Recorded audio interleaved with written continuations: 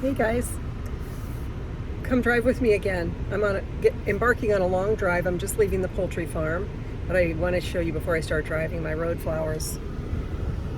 Hope you can see those. I have 3 vases of them to keep me company. They are all things either I grew or my neighbor grew. So let me set this up so I can start driving.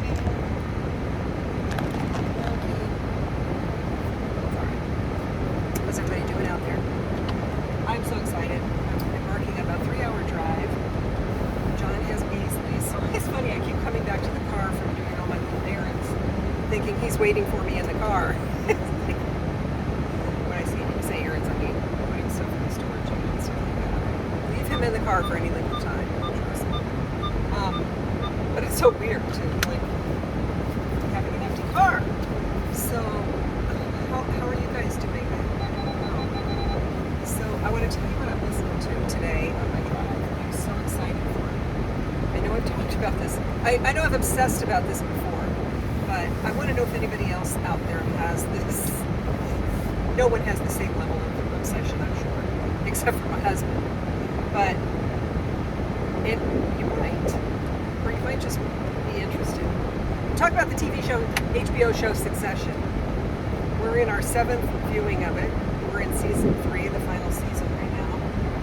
It's the weirdest thing. I was just reflecting on this because it's like, what is it? I have never, except for maybe Sex and the City episodes, like way back when, just have them in the background when I was doing other things. But to sit down and watch a show over and over and over again, the same episodes, and enjoy it every time. And be anticipating scenes and finding new things. I was saying to John last night, how is it that the 7th round of watching this entire series, am I hearing things and seeing things that I don't think I've seen before in the dialogue? How is that possible? And then we talk about it, or different perspectives.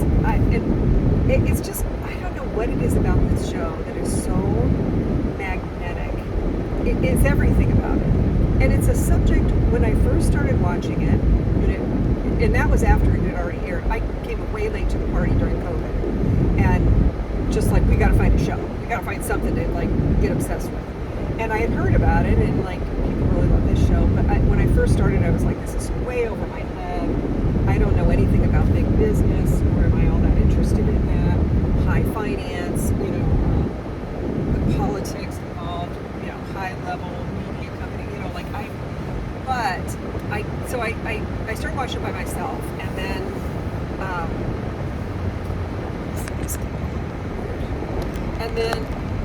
John said, and then I abandoned it, and then John said, oh well, sorry, this is, I'll pull over and see if I can fix this because it's a little bit weird. And John said, you know what, I want to give this show a try. So then he got so into it because he is interested in all those things. I'm just saying that I'm not interested in. I guess I'm a little more interested in now just because of the show. I have this thing. This is another little thing. This plugs into my vent, and then it's a magnet, and then the magnet of the phone sticks onto this. So you can stick it in any vent. And the magnet is so strong that when I pull the phone off, I often pull the thing out. Come on now. All right, I think that's better. You know what? Somebody said something about having that open. I'll do that for now. I don't do that the whole way because sometimes this glare of the sun is a little intense for me while driving, but we'll have that open for now. So back to Succession. So then John got into it, and then we totally got into it. And I've watched it all the way through by myself once. I think when he was gone or something like that. And so I've watched it one go round more than him. So he's watched it 6 times through. I've watched it 7 times through, but we're in the 7th viewing. And so what I want to tell you, first of all, I want to ask, is anybody out there into the show? Would you want to talk about it sometime? And I know it's an older show, but it's so fresh for us because we'll start watching something else and then we'll just look at each other like, we got to go back to Succession. It's a comfort show for us, and I don't know. I just don't know how to explain how this show is such a part of our lives. And these characters and these actors are so good. And each time you watch it, you get a little more information about them. There's just so much mystery and what the hell is going on here in these stories and like these dynamics between people, and they have such unusual relationships with each other as a family, and like, you know, so much is transactional, and it's just in such a world that I am not familiar with. It's intriguing. That's the word, intriguing. Can't decide if we're going to enter that way or not. Sit by down. So we have these discussions all the time, like, do you think that was real? They're always playing each other, and it's just fascinating. Like, where's the reality here? And like, you know, their father, and Brian Cox as the patriarch, Logan Roy, is so brilliant and fascinating to watch in this very subtle, much of the time, very subtle, subdued performance. And then, you know, I don't know, it's just, we have a lot of conversations about Succession. And I'm curious about what other people think about the show and these dynamics and everything. And if you've watched it, season 3, like, they went out on, you know, a real high note. Like, nothing about this show ever deteriorated all the way through to the very last second of the show. So, I mean, they knew the right timing to end it. But at the same time, I'm like heartbroken. I keep saying, are they going to do a movie? You know how, you know, Sex and the City did multiple movies that basically mostly sucked. But, you know, a lot of times in HBO, they do a follow-up movie or a prequel or a spin-off, or like Breaking Bad had a spin-off. I don't know if The Sopranos ever did anything like that, but I just think they're just too cool for school, you know, these guys to do that. You know, they're Jesse Armstrong, Mark Mylod. I just think they're just operating at another level. And what, I'm just blathering about this, so sorry for, like, but it's on my mind, and I'll tell you in a second why. One little interesting fun fact about this, I know some kind of behind the scenes stuff, and I'll tell you how I know that, is that, you know, almost everybody's British. So when you see them, Matthew McFadden, Shiv is Australian, Sarah Snook, so many of them are British, including the creators of the show are British, and so many of the little colloquialisms they have in the show are very British in terms of language, in terms of little quips and sayings and stuff, which also makes it interesting. The way they speak is even interesting and unusual for what we're used to seeing, but they're American, and they're speaking obviously in American accents, but the language that they're using is influenced by these British writers, which is also fascinating because it sort of speaks to how they live in a bubble in their own little world of wealth. There's just so many aspects of it. Like the other night we're watching it and we're just dissecting the decor in Logan's home apartment in New York, and like, you know, the items that are in there, because you know everything is very carefully crafted to create the statement that they want to create. Which leads me to tell you that if you're interested in this show, and this is what I'm doing today as I'm making this 3-hour drive, is there is an amazing podcast that's out on, I'm listening on Apple Podcasts, that's done by this woman called Kara Swisher. She has another podcast that I've listened to at times called Pivot, I think is the name of it, with this, what's his name? Anyway, it doesn't matter. She's like a media finance mogul or something, but she's a very chill, unassuming, interesting, intellectual woman. And, you know, kind of, anyway, it doesn't matter. She's an excellent interviewer. She's interesting. She asks all the right questions. She in herself is fascinating to listen to. So she heads this podcast. Perfect choice, because she's already doing podcasting and she's extremely familiar in the media / finance world.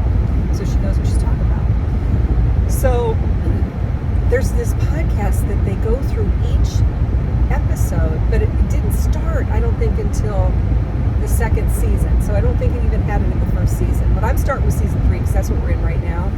And so it's fresh in my mind, these episodes. So I'm listening her interview. Now here's the killer. I'm free to just dump this episode of my channel if you're not interested, because I know I'm like going on and on about something that most people don't give a shit about. But if you like Succession, you know what I'm talking about. So in each episode that she has, they're short, like 30 minutes, maybe 45.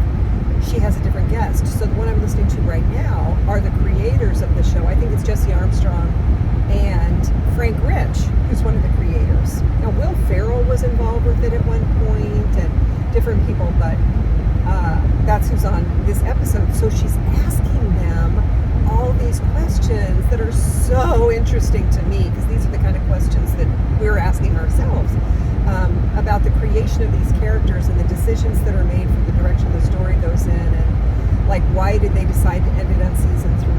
And you know, they could have kept going. Trust me, there's many stories that could still keep developing out of these characters and all these different directions they could go. And they did leave us with all kinds of open-ended things. But you know, so these are the kind of questions she's asking, and asking them like pointed questions, like the kind of questions I would ask, like, when you see this dynamic between people, is that real? Are those real feelings they're having, or are they just wanting something from the other person? And we're talking about like siblings, and or like a father and a son, and all these fascinating ways that they relate to each other. Like, is it real? I don't know. It's obviously, I have a passion about this, and these are things that are just stimulate my mind, and conversations I love having about what's driving these people and their characters. And I'm not going to go into it because I'm not going to give any spoilers, but episode 3 of season 3 is probably one of the best television I have ever seen, or movie, well, television, I guess, is HBO TV thing, that I have ever seen. And if you know, you know. Season 3, episode 3 of these. And so then they're going to go into that. It's called Connor's Wedding is the name of that one. They're going to go into that one in a couple of episodes of the podcast, and I'm going to, as soon as I finish doing this, I'm going to go back to listening to, and talking about like how they filmed it, and how much is scripted and how much is improv, because it's so natural that you think these people, this just can't be scripted. Like, these people have got to be just like, doing their thing. Anyway, so anybody else out there into Succession, and would you want to do a live with me where we could talk about it sometime? If you are interested in this show, I recommend watching the episodes and then going to the podcast and listening to the companion podcast, because it'll kind of blow your mind hearing about it. She'll have actors on there, like Connor's Wedding is a big one, episode 3, and Brian Cox himself is on there, Logan Roy, being interviewed. And then they're talking about like getting into this character and the motivation and what they think is going on. And one of the things really interesting is that the creators of the show will not tell you what they think. They want to leave so much for people's interpretation that they'll even say, and it's sort of maddening, but it's their vibe, they'll even say,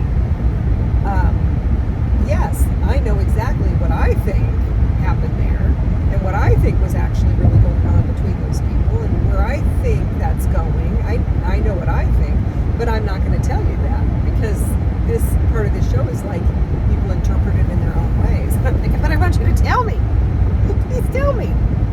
I want to know what you were thinking when you wrote this, because that's part of the intrigue of the whole thing. Is it's so layered and textured and mysterious that, I don't know, it's very hard to explain. I don't know if anybody else has this reaction to it, but I'm so grateful that John does, because we are totally like this about this show. So we can finish an episode like we did the other night, and then climb in bed, and like for longer than the episode we are still talking about it. Like, what do you think about this? And what do you think was the motivation? And like, where have you seen something like that in your life? I don't know. I'm so glad to be married to somebody who's got an intellect and has similar interests as me in terms of things that we want to chew on with our brains.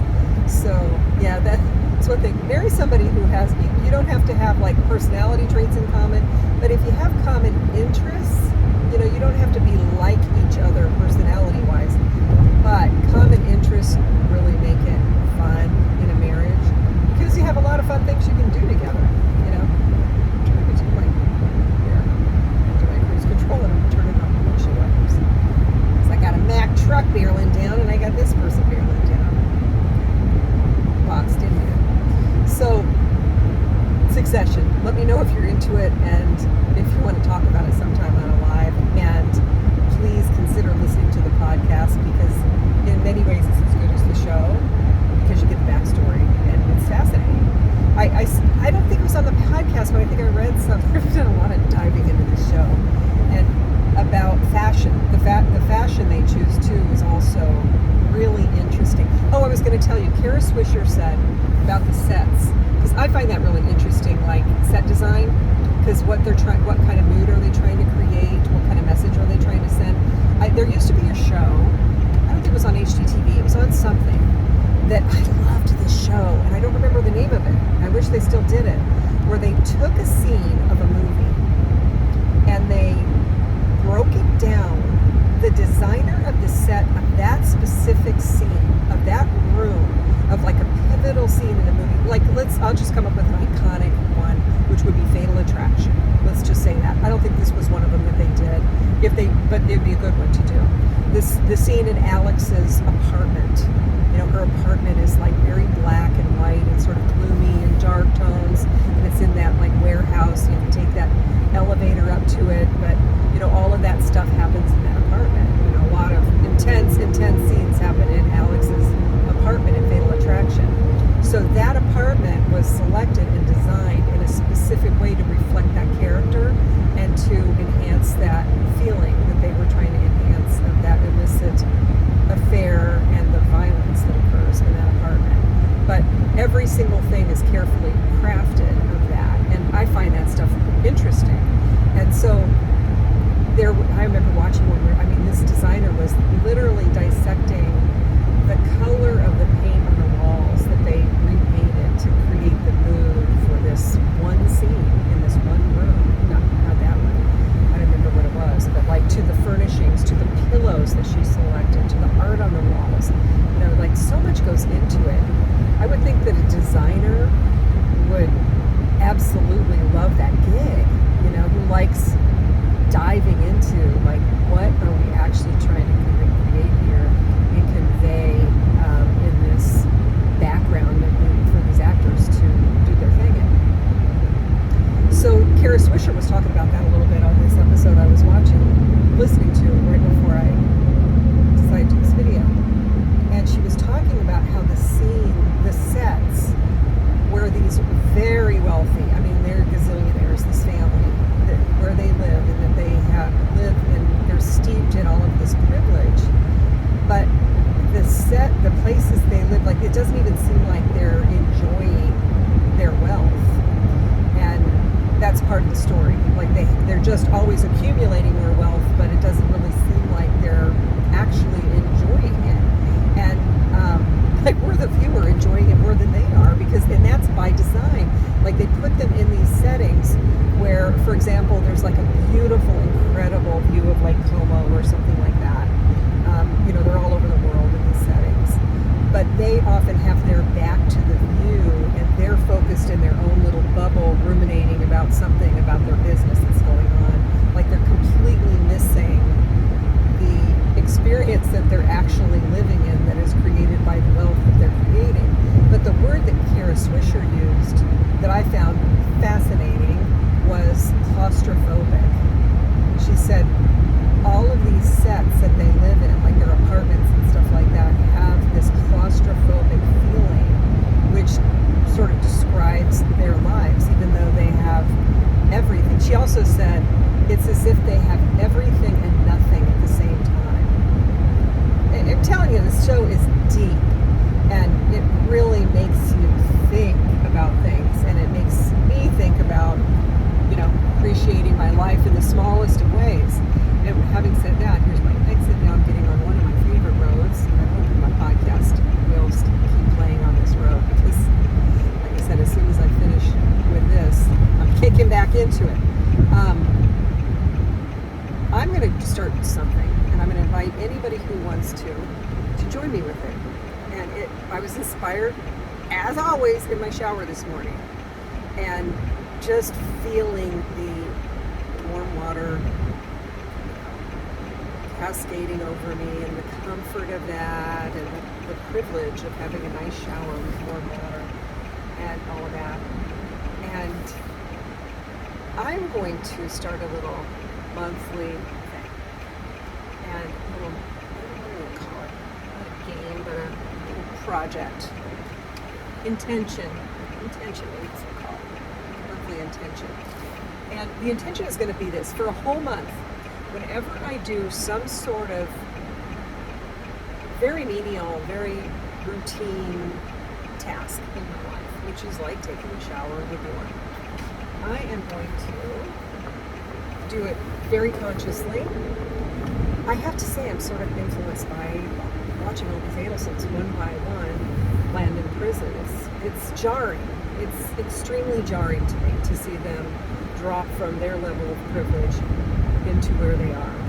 And this imagery of, Charlie, salivating over a Wendy's meal, and Donna being, shuttled from one cold, uncomfortable setting to another. And that's her life now. That's her life. No ball and shackles. And the fall from that privilege is to me, it's just extremely jarring.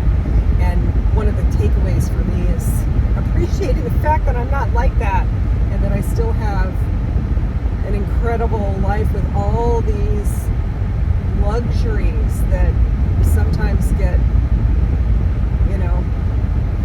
unappreciated. So for October, I'm going to pick each month an activity that I'm just doing in my regular life as a matter of course, but I'm going to make an intention that every single time I do that, I'm going to do it with oh my God, how lucky am I to be able to have this privilege to take this shower and this warm water and this nice spray coming down on me, and my nice shampoo products that I can switch out and change out, and that I have a choice over, and the scents that I like to have in my shower, and the way that I've created it. It's not created for me by somebody else with their little box of limitations, but I get to have the experience that I just passed a street called Thanksgiving Lane. How cool is that? That's very cool. I've never seen that before. So if you'd like to join me for the month of October, we're just starting into October. For the month of October, I'm going to make taking a shower my thing that I do with intention for the whole month, and then change it up for November. November is my birthday month, so I'll pick something else.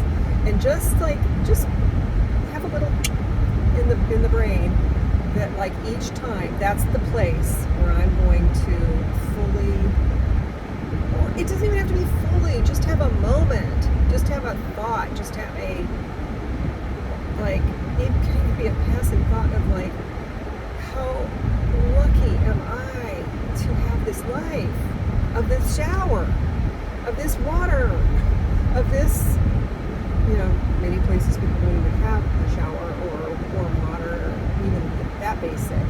But, shaving my legs, I get to pick this razor, and it's not just handed to me, and you know what I'm saying?